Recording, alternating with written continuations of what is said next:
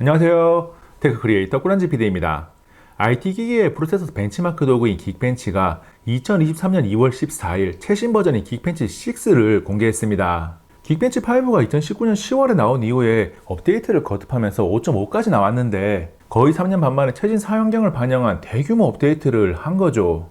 긱벤치 6의 측정 점수는 긱벤치 5와 비교해서 전체적으로 향상되었는데 스마트폰 종류에 따라서 올라간 정도가 다릅니다. 그래서 스마트폰들 간의 성능 순위가 그대로인지 뒤바뀐 것은 없는지 체크를 했습니다. 테스트 대상은 프리미엄 라인업에 있는 스마트폰 11종입니다. 2019년에 출시된 갤럭시 S10 5G와 아이폰 11 프로부터 2020년에 나온 갤럭시 S20 울트라와 노트 20 울트라, 아이폰 12 프로, 2021년에 출시된 갤럭시 S21 울트라와 같은 A15 바이오닉 AP지만 GPU 코어 수가 다른 아이폰 13 미니, 13 프로, 그리고 2022년에 출시된 갤럭시 S22 울트라, 가장 최신 갤럭시인 S23 울트라와 최신 아이폰인 14 프로까지입니다. 테스트는 긱벤치 5와 긱벤치 6로 CPU의 성능 점수 변화를 살펴보고 더불어 GPU의 성능 점수도 함께 살펴보기 위해서 3D마크 와일드라이프 익스트림을 사용했습니다. 서로 다른 모바일 OS 간 성능 비교를 위한 크로스 플랫폼 벤치마크는 CPU는 긱벤치가, GPU는 3D마크 와일드라이프가 신뢰도가 높아요. 긱벤치 6는 최신 사용 환경을 반영한 테스트를 다수 포함하면서 긱벤치 5 대비 테스트 시간이 약 2배 가까운 85에서 95% 정도가 늘어났습니다. 먼저 긱벤치 싱글코어 점수 변화를 보면 갤럭시든 아이폰이든 긱벤치 6가 긱벤치 5 대비해서 모두 점수가 올라갔고 변화폭을 보면 완전히 똑같지는 않지만 대체로 비슷하다고 할 수 있는 정도입니다. 멀티코어 점수 역시 긱벤치 6가 긱벤치 5 대비해서 모든 스마트폰의 점수가 올라갔는데 점수 변화폭에서 아이폰이 갤럭시보다 대체로 조금 더 많이 향상되었습니다. 특히 2021년 이후 모델을 집중해서 보면 더욱 표시가 나죠. 갤럭시와 아이폰의 싱글코어 점수 차이를 그래프로 보면 왼쪽의 긱벤치 5보다 오른쪽의 긱벤치 6에서 격차가 약간 더 벌어졌는데 경향성 자체는 비슷합니다.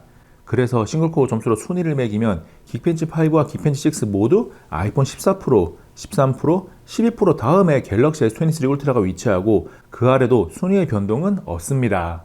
이어서 멀티코어 점수는 그래프의 모양은 비슷하지만 갤럭시와 아이폰 사이에 격차가 조금 더 벌어졌고 결정적으로 2023년 갤럭시 S23 울트라의 점수가 긱벤치 6로 오면서 2021년 아이폰 13 프로에게 역전당했습니다. 이번에도 순위를 보면 아이폰 14 프로가 가장 위에 있는 가운데 긱벤치 5에서는 갤럭시 S23 울트라가 2등이었지만 긱벤치 6에서는 아이폰 13 프로가 2등이 되고 3등이 갤럭시 S23 울트라입니다. 이외의 다른 모델들의 순위는 동일해요.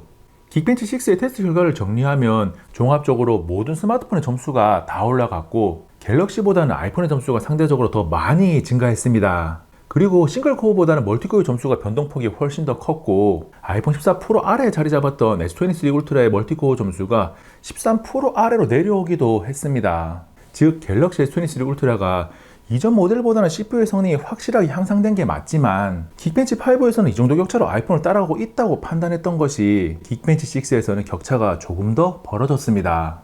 긱벤치에 이어서 3D마크 와일드라이프 익스트림 점수를 그래프로 보면 갤럭시와 아이폰 사이 격차가 점점 줄어들고 있습니다. 특히 갤럭시 S23 울트라는 눈에 띄게 향상되어서 순위를 보면 가장 위에 자리 잡고 있고 그 아래 아이폰 14 프로와 13 프로, 13 프로보다 GPU 코어가 하나 적은 13 미니가 있습니다. 아이폰 14 프로는 물론이고 아이폰 13 프로와 13 미니에도 밀렸던 S22 울트라나 동시대 아이폰에 많이 쳐져 있던 이전 모델들을 생각해보면 S23 울트라는 GPU에서 많이 올라왔습니다.